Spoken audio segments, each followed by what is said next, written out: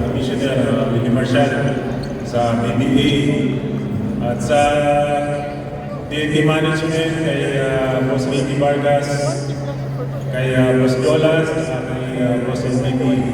Because Lord, maraming salamat sa pag-retire ng jersey number ko na number 33 ng comment text na tropang texters.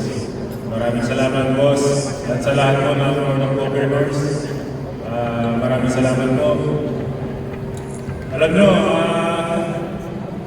swerte po ang hihirap ko na bibigyan ng ganitong recognition.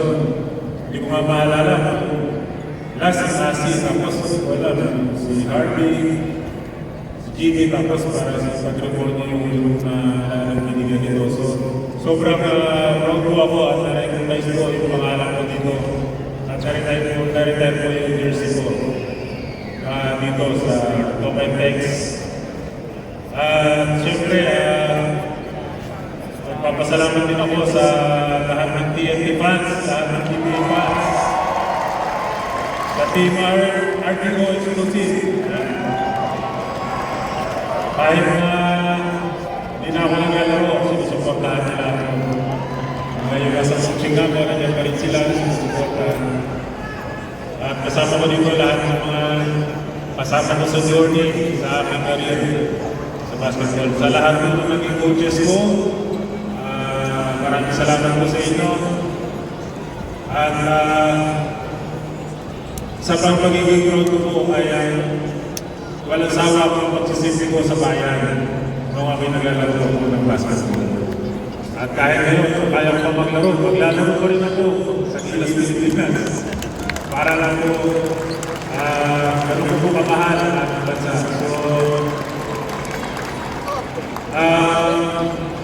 patuloy po natin suportahan ang PBA at mahalin po natin ang sport sa Pilipinas. Siyempre, may-mention ko nga pala yung pamilya ko, yung wife ko, si Dayan.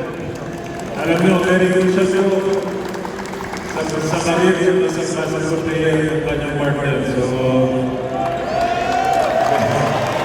ito ang best teammate ko. Ang best teammate ko talaga. 24 kami. I love you, Manny.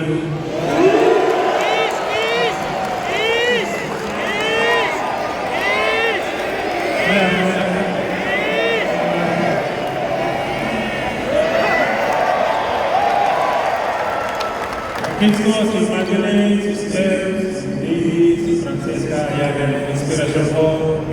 Yung nanay ko, salamat at napalaki mo ko ng maayos at sa lahat ng mga kamag-anak ko at magin ko.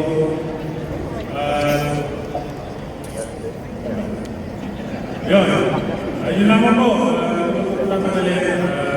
Salamat po.